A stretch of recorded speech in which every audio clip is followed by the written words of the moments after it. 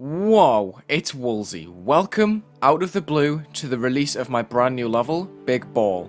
Yes, that's the name. It's quite bizarre, but I think it shares the spirit of the experience I've had lately building this on stream and being tortured by a few chat members. To name a few, we got Wulzy's left ball, Wulzy's right ball, Wulzy's middle ball, Wulzy's computer. A terrible challenge I made. So someone's going around on Twitch now called Wulzy's Left Ball. Yeah, too right I'm not okay. There's an account on Twitch called Wulzy's Left Ball. And he's subbed to Juniper. Not to mention that the first effect in the level is literally a big ball. Yeah, it's been a strange week, but in that very same week, I managed to create the entirety of this level. You win some, you lose some, you know. In some cases, you literally lose some. The account was deleted? Oh my god. No, I've lost my ball. I've lost my ball. Not my ball! Come back! I want my ball back! Come back to Papa! Rossi's right ball is subbed! It's okay, I'll have two right balls. You'll be in shambles too if you lost your ball. I have no experience. Normally, I'd cut down some proper commentary from the stream to make a nice flowy video, but instead I've decided to voice it over since I was rushing and kept making mistakes. To open up the level, I put a new spin on the mid-layer masking effect that I used in Trip Trippy. In the center, there's a giant circle made up of multiple circles with a common difference in scale. The largest circle is placed at the back, then as they scale downwards towards the center, the Z order is increased by 2, which leaves 1 Z order of room for objects to pass in between. You can think of it as multiple sandwiches, but I'm not sure if a sandwich has ever rotated before. I rotated some gradients around the center point that copied the background color to make it look like the circle appears in a spiral shape, which is done by staggering the rotations one after the other. The highest gradient is placed a few more Z orders higher than the top circle to leave one layer of space for the black blocks that underlay the design so that the masking can cover it. Moving on to the ship section, I decided to try some toggling effects for the block design. I'm trying to think, so this is all going to cover the white outline. So nothing will show up first, then there's a small bit, then there's a bigger, full, which is there, starting to get covered up again, and then nothing, and then it'll loop. Okay, so we need to now group these. So I need all of them toggled off first. Activate, then deactivate. Alright, sweet. Then I included 2 low opacity gradients to make the background a little bit more interesting. The top gradient uses a light blue, whereas the bottom uses black, and they rotate on 0 move time around the center of the screen to swap places. I think it works well because everything in this part is now toggle looking. I can make a black blending color that pulses to bright blue. Immaculate copy paste. No one has it as good as me. This is trippy. Oh my god. All right, everyone. Welcome to the only part of the video that's actually going to make sense because it's not voiced over and it's commentated in real time. On editor layer 2, we're going to place a small circle right on the blue line, which is the UFO's border. It's going on group 1 for invisibility. It's getting a new group, which is going to be the moving group, and a new group for the center ID. Then, around that center point, I'm creating a giant cross. We're going to move both of them down by 1, otherwise the horizontal line is going to be seen in the UFO's borders, and I don't want that to happen, basically. And we'll rotate it another 45 degrees for good luck. We'll select the whole thing, make sure it's on B4, and something high up like 20 or 30. Color channel 2, yep, and give it the correct groups. So 47 for the moving, 49 for the new ID. 47 is the moving group that's locking it to the x-axis right as you hit this portal. Then 49 needs to rotate around 48. We're going to give this something like 480 degrees. 15 seconds, ease in out. Then I'm going to keep copying this pinwheel looking thing over and over again. Decrease the Z order by 1. Give it a new group ID, scale it up by about 0.05, not even 0.5, that's tiny. Then decrease the brightness by 0.04.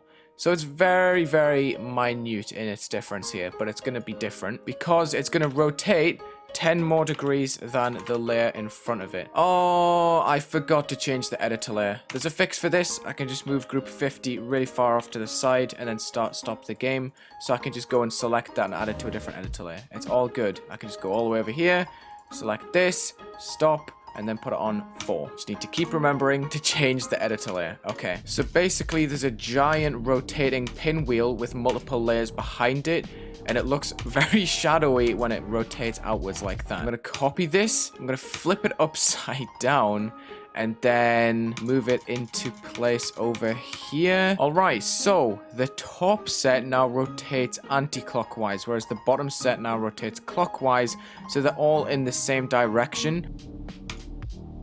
All right, here we go. I've added a move trigger right here for 6 seconds that slowly moves it up with the player like that. It just about works, but I think I'm gonna have to make a gradient that cuts off the center point. Then it can focus ever so slightly on this cube, and as you approach the 2 times, it fades out like that. A new background comes up, and then, yeah, we can smoothly ride on to this wave part. Cool. I made these gradients pulse blue, and added a blue blending screen above the whole part that tints everything. I also covered the space around the blocks so that the effect only shows up inside the structures, and added some black blending spikes that illuminate as you pass them, using a pulse trigger. So I've made a strip spike like that, that's going to sit above everything, including the mask, and it's just going to fade on and off like that.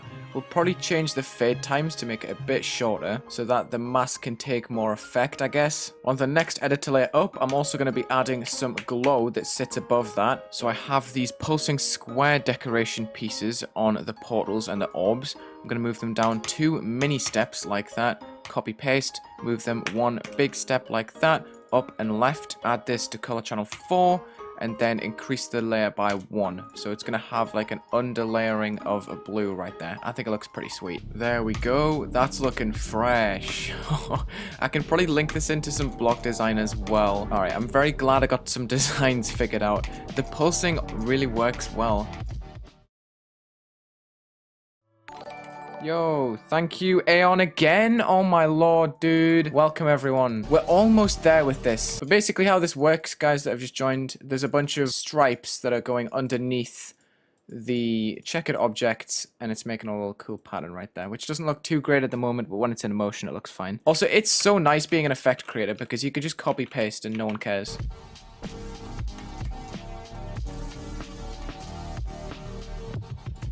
Hey, okay. The final part has a toggle effect that cycles blue blending glow in and out of the blocks, which I flipped to create some variation in the design. I reused these toggling groups for some other details, like the lines around the object lines, shading on the clutterfunk blocks, pulsing squares, glowing saw blades, and the diamonds. This part doesn't really have much else to it other than a few saturated pulses and a white screen flash at the end, which toggles off, leaving absolutely nothing in the level. Big Ball! Ladies and gentlemen, my newest creation, built over 2 3-hour plus streams and a 5-hour recording session? 4-hour, 5-hour? I was kind of distracted during that, so I don't know, but this is Big Ball. I can't believe it, dude. These streams were insane. So many Wulzy usernames that I just can't even list them all. Like Wulzy's right kidney or something. Like, I don't know. But yeah, finally, I can say the Big Ball is finished. I think 3 building sessions, in all honesty. I don't know. Could be 4. My favorite part right here.